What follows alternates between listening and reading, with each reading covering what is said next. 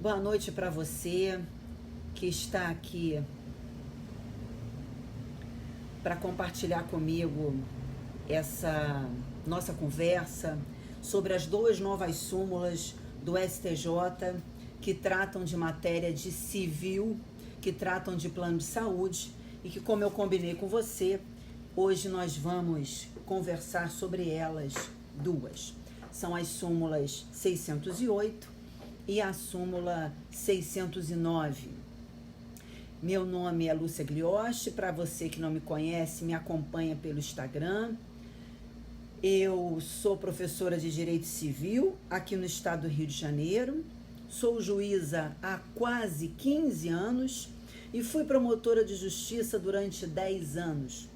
Aprovada no meu concurso para o Ministério Público em segundo lugar, aprovada no meu concurso para a magistratura em primeiro lugar. Eu passei no meu primeiro concurso quando era solteira e tive a experiência de fazer o segundo concurso já casada e com filhos.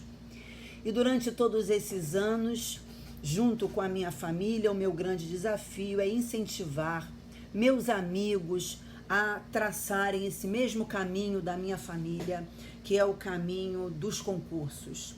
Principalmente o caminho de nós três mulheres. Nós somos três filhas mulheres de um pai que foi da Polícia Civil, um pai que trabalhou como escrivão naquele tempo, como escrevente de cartório, que foi defensor, que foi promotor, que foi procurador e chegou a desembargador. Hoje é um senhor aposentado, do qual todos nós temos extremo orgulho dele. E é dentro dessa família que eu pertenço que eu posso dizer a você que a gente vem aqui ensinar com satisfação, porque é assim, juntando os elos da corrente, que todos nós temos força. A sua força é diária quando você vai juntando grão e grão, quando você vai unindo pedaço por pedaço do seu conhecimento. E o nosso conhecimento requer o estudo da lei, o estudo das súmulas e o estudo da doutrina. Por isso, eu não podia deixar de, assim que saiu uma súmula do STJ, na verdade duas, tratando de matéria que eu leciono, de vir aqui comentar com você. Eu tenho certeza que você leu as duas súmulas, não é? De qualquer maneira, vamos fazer a leitura da primeira súmula. É a súmula 608. E ela diz assim: aplica-se o Código de Defesa do Consumidor aos contratos de plano de saúde. Essa é a regra. Aplica-se o Código de Defesa do Consumidor aos contratos de plano de saúde. Salvo, olha a exceção, salvo os administrados por entidades de autogestão. Então vamos entender isso? Quando se celebra um contrato de seguro-saúde, o contrato de seguro-saúde, ele é regido, ele é regulamentado por duas leis. Você podia até dizer que existem três leis, porque é uma relação civil, então aplica-se o Código Civil também. Mas ele é regulamentado basicamente por duas leis. A primeira lei é o Código de Defesa do Consumidor, porque veja a regra: aplica-se o Código de Defesa do Consumidor aos contratos de plano de saúde. Então, a primeira lei que regulamenta os contratos de plano de saúde é a Lei 8.078, de 90, o Código de Defesa do Consumidor.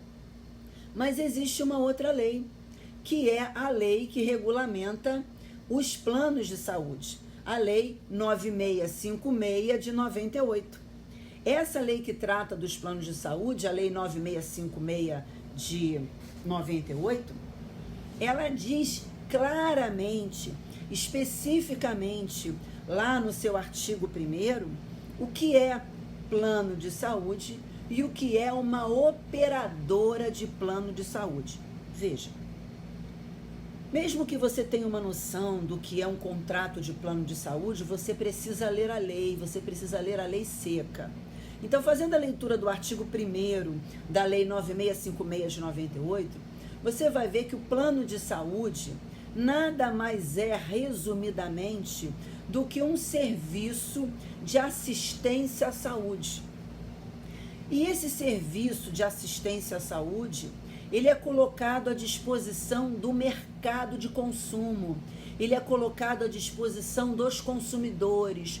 O artigo 1º, quando define plano de saúde, diz claramente que ele é um serviço colocado à disposição dos consumidores.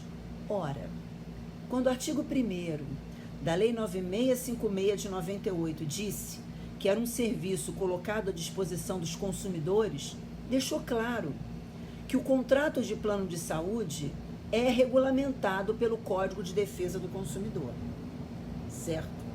Bom, e o que é uma operadora de plano de saúde? O artigo 1º também define, da Lei 9656, também define o que é uma operadora de plano de saúde. A operadora de plano de saúde é aquela pessoa jurídica, é aquela entidade que opera, que coloca no mercado esse serviço que é o plano de saúde.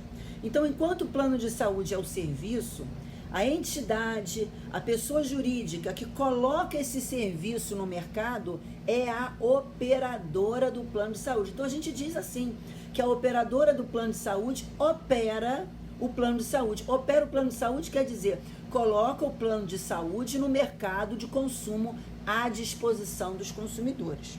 Então, não há dúvida.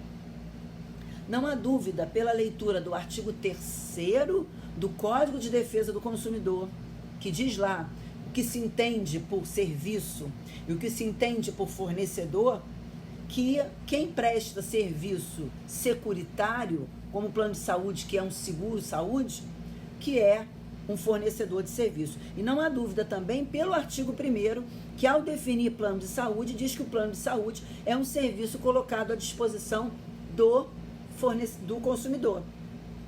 Ora, se plano de saúde é um serviço colocado à disposição do consumidor, se a operadora do plano de saúde é um fornecedor, tem relação de consumo.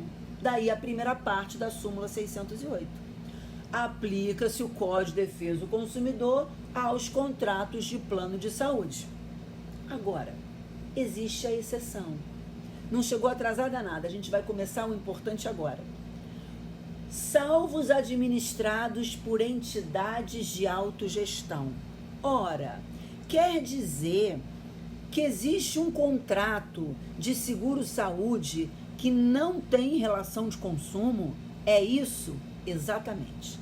E que contrato é esse? É aquele que é operado, administrado, lançado por essas entidades chamadas de autogestão. Vamos entender isso? O que é uma entidade de autogestão?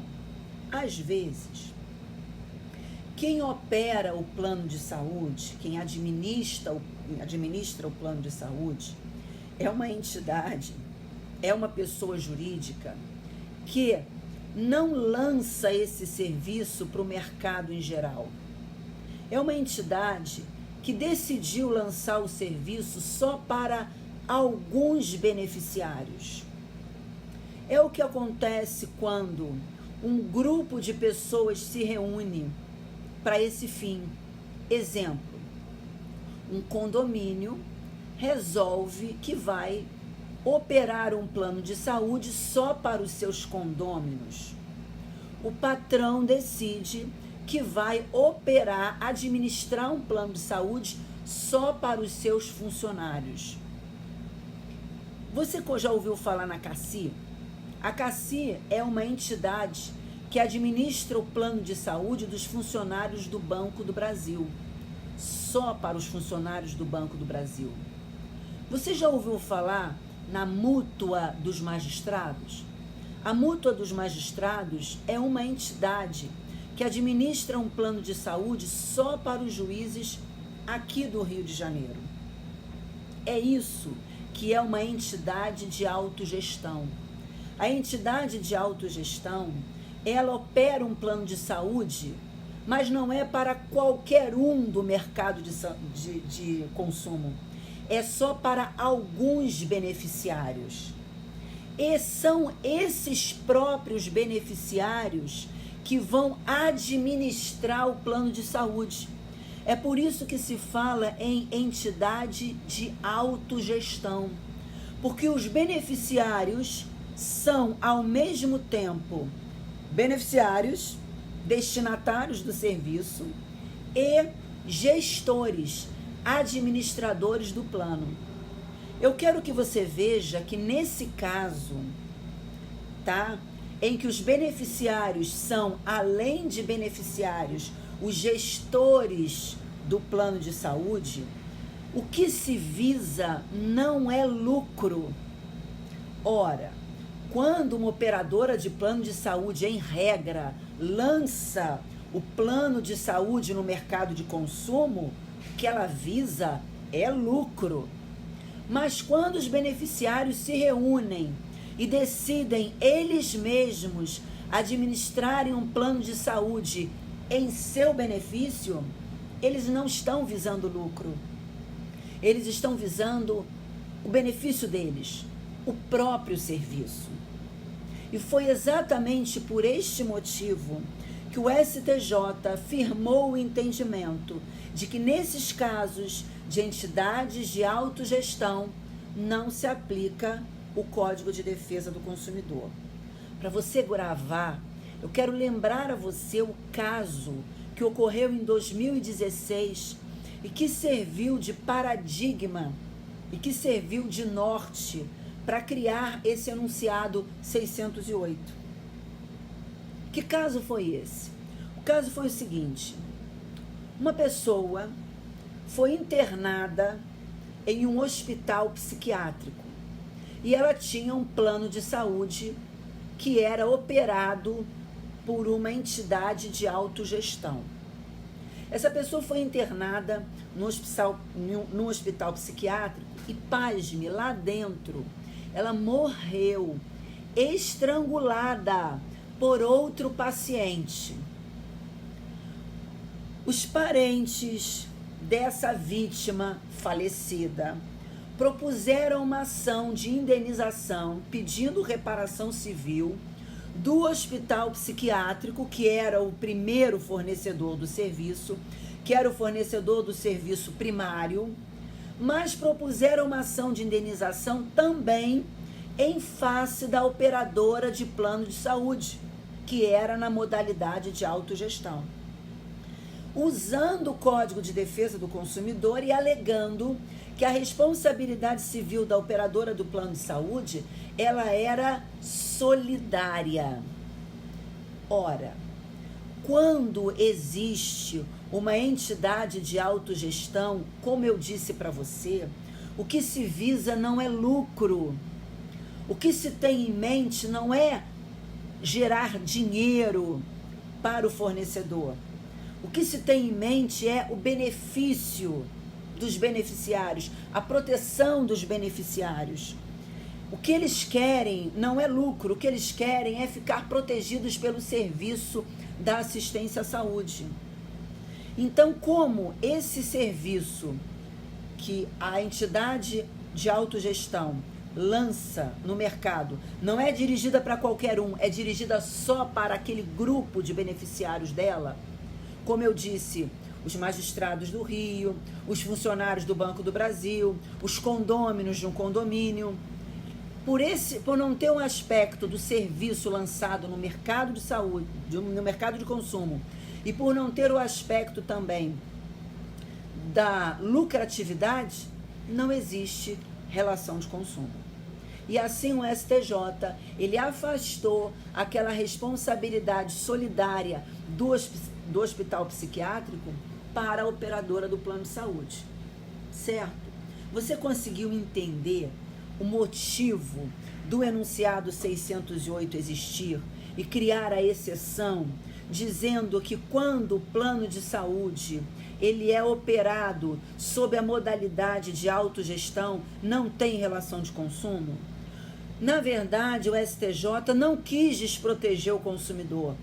Veja que nesse caso que serviu de paradigma, O consumidor, que são os parentes daquela vítima morta, ficaram protegidos. Eles vão poder pedir indenização do hospital. Mas o que o STJ quis foi poupar esse plano de saúde, essa operadora de plano de saúde, porque ela não tem visão de lucro. Ela quer garantir a assistência à saúde dos seus beneficiários, que muitas vezes são poucos. Compreendeu? Toda vez que você estuda compreendendo, entendendo o motivo, você não esquece mais. E é assim que você deve estudar. Estudar criticando. Se você olha para o enunciado 608 e acha que a exceção é errada, critique, mas compreenda. Porque na hora da prova o importante sempre vai ser a compreensão daquilo que está sendo dito. Certo? Bom, agora nós vamos tomar um golinho de água, vamos fazer alguma tarefa por perto e vamos partir para o enunciado 609. Eu tenho certeza que você fez a leitura do enunciado 609, mas de qualquer maneira eu vou fazer a leitura para você desse enunciado também, tá certo? Podemos ir para o enunciado 609? A minha internet está muito ruim aqui hoje na minha casa. O Instagram está completamente travado, mas eu acho que você aí pelo Periscope consegue acompanhar o que eu estou dizendo. Então vamos lá.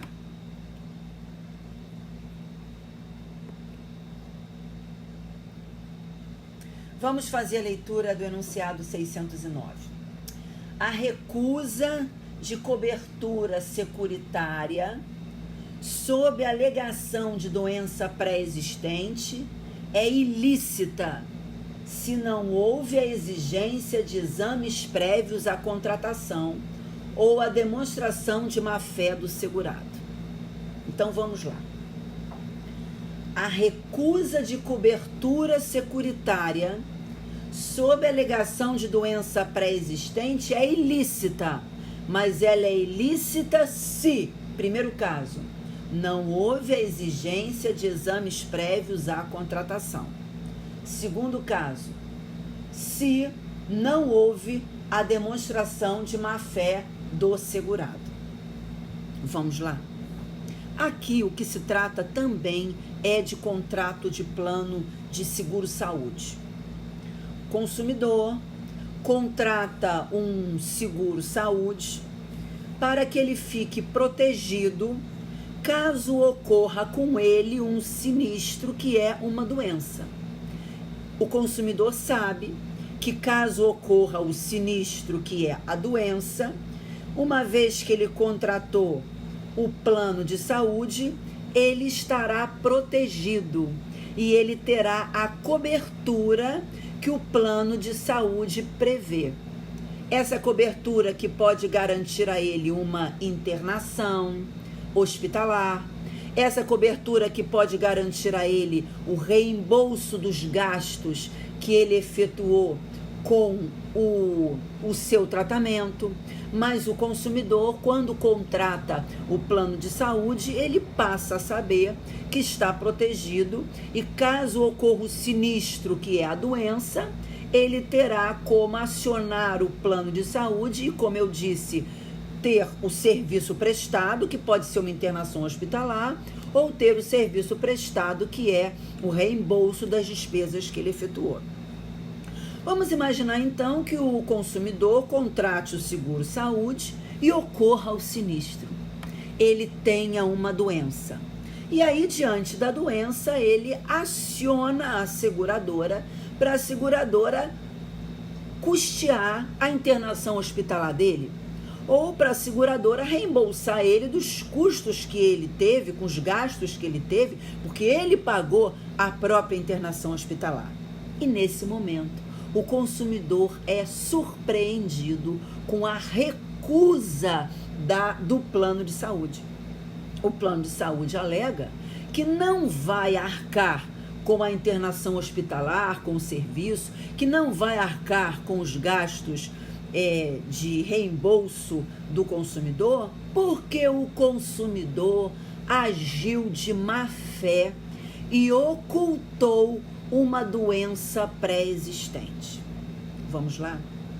Não é só o contrato de plano de saúde, não é só o contrato de seguro que é regido e tem como princípio o da boa-fé objetiva. Você já sabe, o princípio da boa-fé objetiva é um princípio que norteia todo e qualquer contrato, de acordo com o artigo 422 do Código Civil. Não só por conta do Código Civil, artigo 422, mas também porque nós sabemos que o contrato de plano de saúde é um contrato de relação de consumo. Então, pelo artigo 4º do Código de Defesa do Consumidor, o princípio da boa-fé objetiva também se aplica nas relações de consumo e logo para os contratos de seguro-saúde.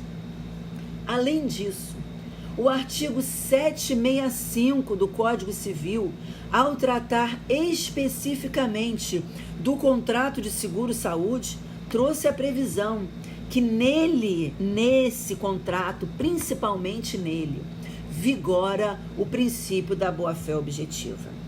E o que é o princípio da boa-fé objetiva? Vamos lembrar?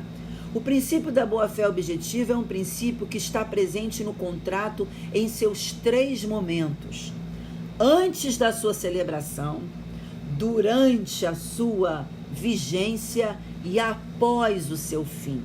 Antes, durante e depois do contrato de seguro-saúde, as partes têm o dever de se comportar de maneira honesta, de maneira leal, de maneira que seja transparente uma parte com a outra, para que uma possa confiar e acreditar na outra.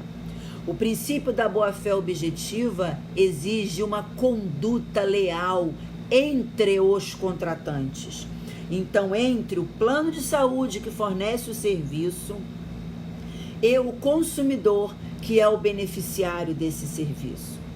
É por isso que na hora que o plano de saúde é contratado, a seguradora, para ter ciência completa dos riscos que ela vai ter que arcar em relação àquele segurado, em relação àquele consumidor, em relação àquele beneficiário, ela faz uma série de perguntas para o consumidor.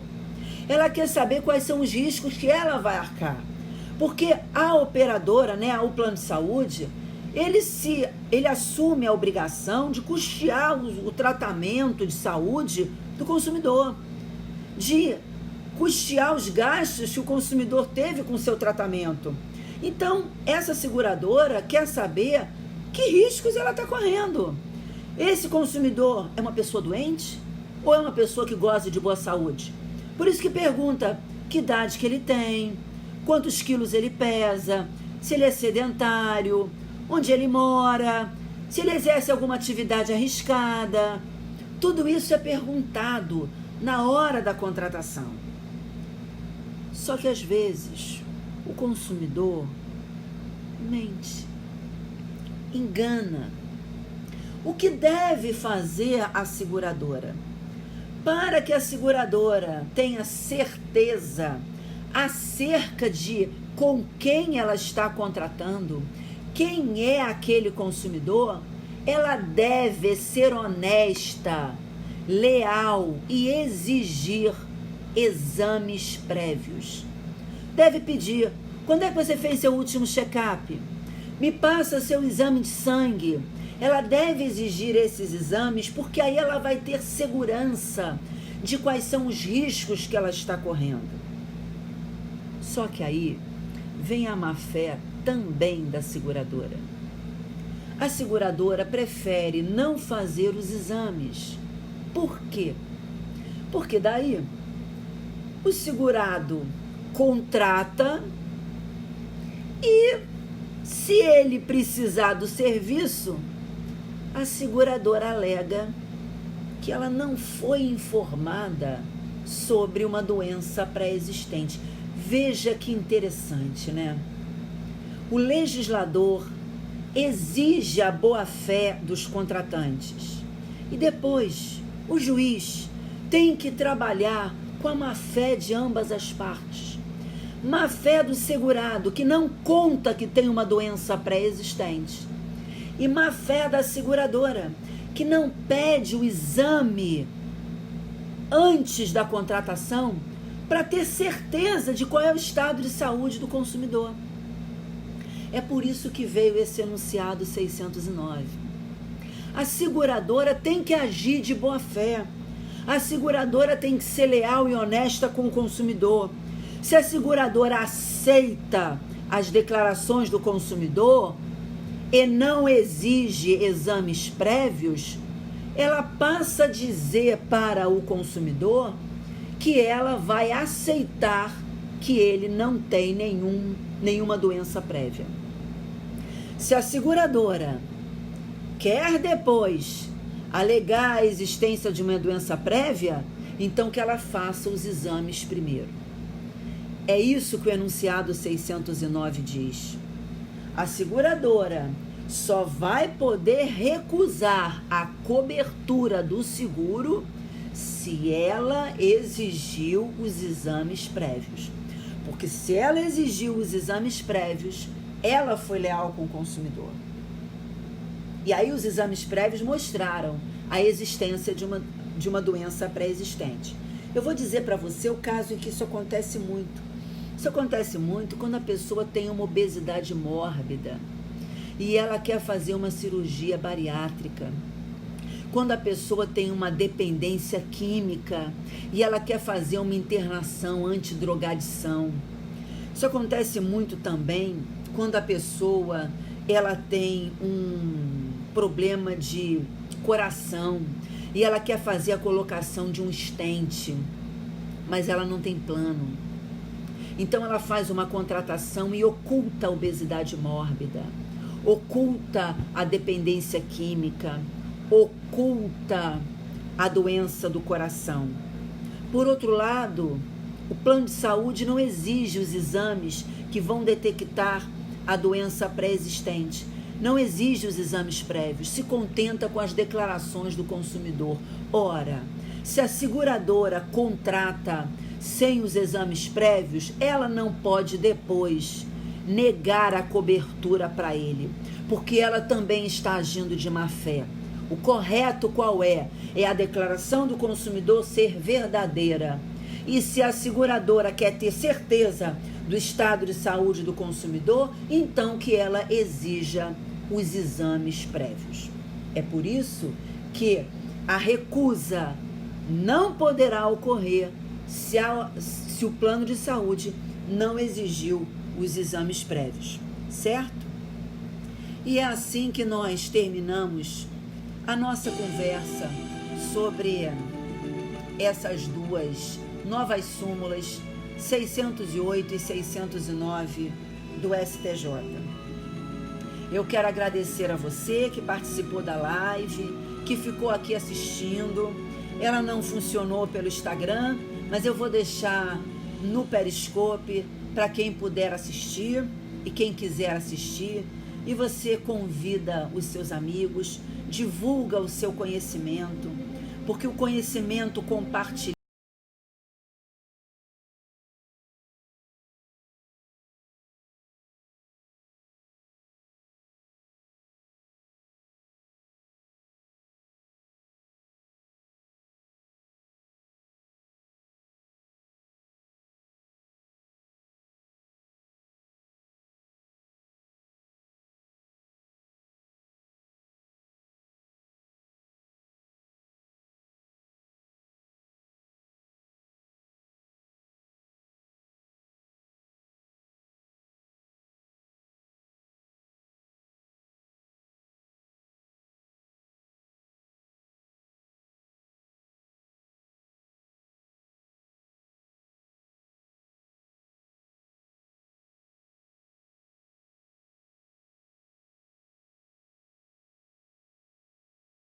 persiste sempre e sempre.